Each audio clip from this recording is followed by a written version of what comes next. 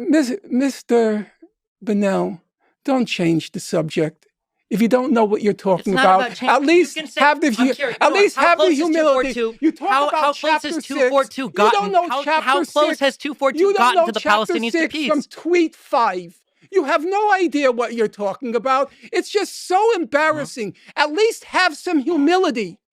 Between us, we've read maybe 10,000 books on the topic, and you've read 2 Wikipedia entries, and you start talking about chapter 6. Do you know what chapter 7 is? Answer me. This was interesting. You know, some people even remarked that Norm Finkelstein on our show on the Vanguard was mocking Destiny and saying that he probably wasn't going to debate him.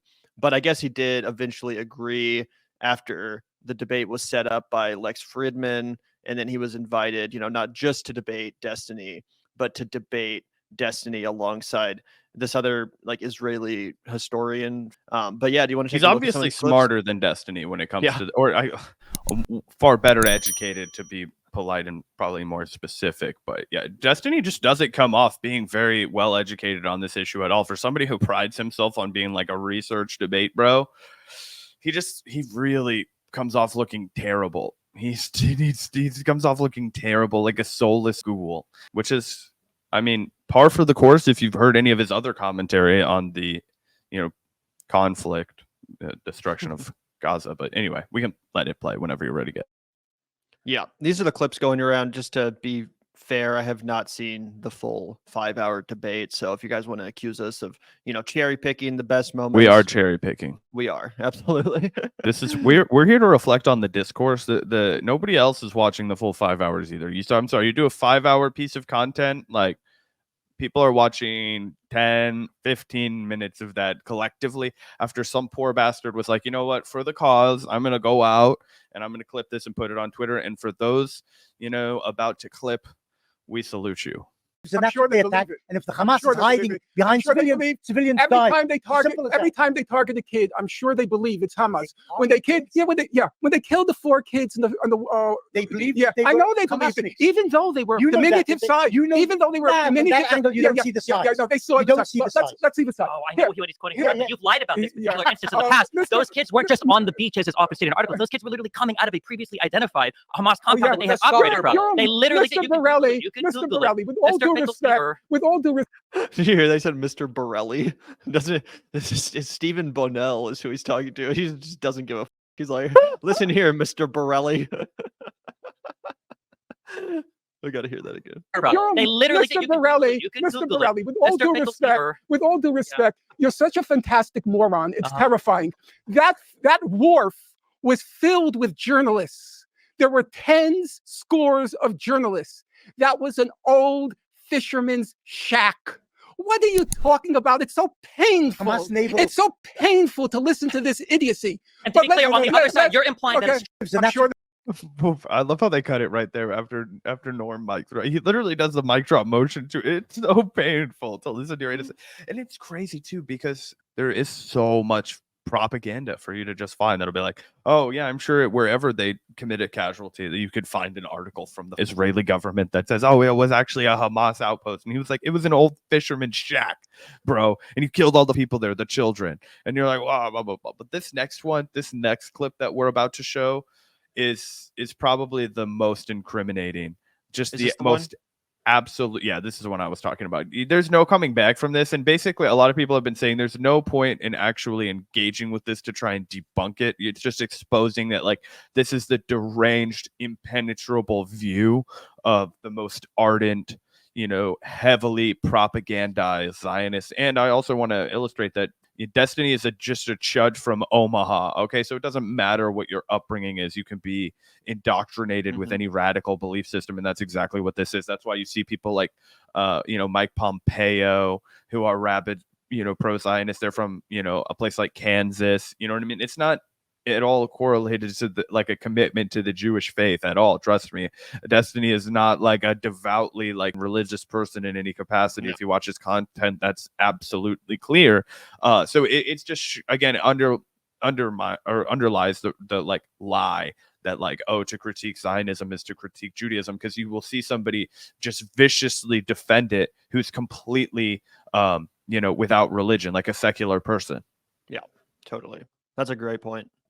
Top-down racial domination enacted through top-down like federal legislative policies or whatever means that I don't know if Jim Crow would have qualified for apartheid. That doesn't make it any less. Excuse me, Finkelstein. I'm talking right now. Excuse me, Finkelstein. I'm talking to your friend over here.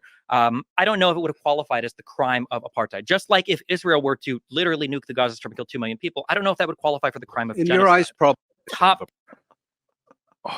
One, how are you going to argue that Jim Crow South wasn't an apartheid system? Like I said, literal top-down suppression, yes. Little separate set of laws, yes. Separate places to live, yes. What are you talking about? There weren't separate everything. Also, mass oppression. The black water fountains were just as good. Like revisionist history, deranged, like offensive. So recent to now, people who are alive lived through that. That's what's crazy about it. And honestly, man, like topic of discussion for another day. People really need to relearn that part of American history. The couple more clips here that might be worth reacting to, just like 20-second clips here.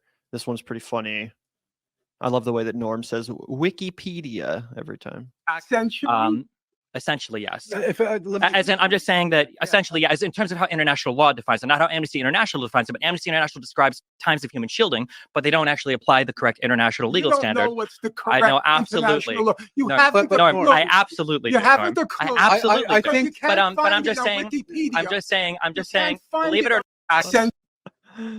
Yeah.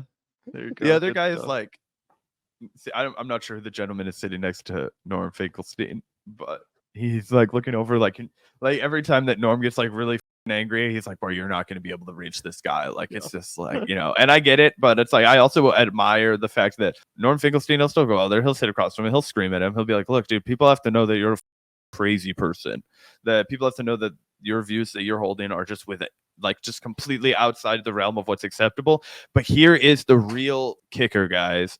The viewpoint that's held by the mainstream media is the one that's being articulated by Destiny over here. And that should, I mean, that should break everybody's brain, right? It's broken mine over the past, 6 months, however long it's been. The fact that they're like, oh yeah, no, nothing. There is no, like almost nobody. I mean, we've seen 1 or 2 clips on CNN during the worst of the worst. Now that they're about to invade Rafah during Ramadan, right? And that there's already been destruction there. We've already read accounts of torture, right? We've, there's mass starvation.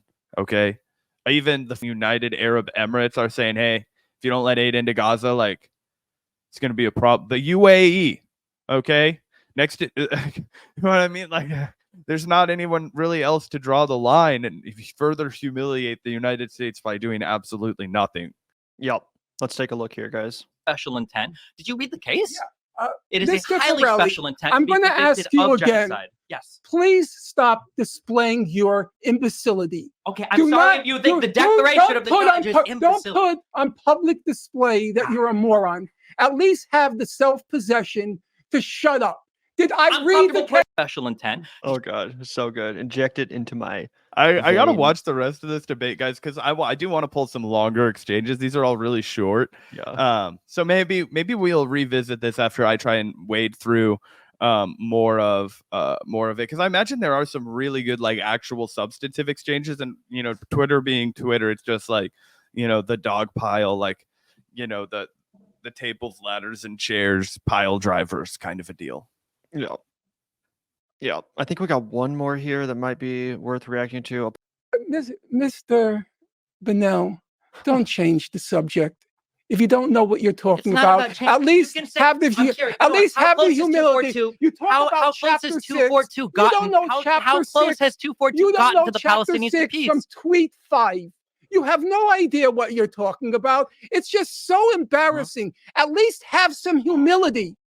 Between us, we've read maybe 10,000 books on the topic, and you've read 2 Wikipedia entries, and you start talking about chapter 6. Do you know what chapter 7 is? Answer me. Special intent. Oh God. Wait, honestly, oh, you're good. It's so true, because I get where obviously we're Norm, and we're people in glass houses can't throw stones. We have no pedigree. We make aspersions about people who are far more educated than us. We will disagree fervently with people who are far more educated than us, have read far more books than us. But it is true that at some point you do have to have a level of humility when you're talking to somebody who is just way more educated. And I try and balance that, right? Even if it's like if we had somebody on that was like an expert in, you know, national security or something that I don't particularly value, right, as like a career path, I'll be like, oh, this guy gives me spook energy, I don't trust him, but I kind of want to learn what he's talking. I'm just trying to put myself in Destiny's shoes as like somebody who is arguing with somebody who is just like in complete opposite position as they are, right? I would imagine that I would at least try and be humble in the face of it, right? But obviously Norm Finkelstein has dedicated his whole life to this, you know, and there's only one thing that Destiny's dedicated his life to, and that's being an antagonist troll on the internet, which he's quite good at.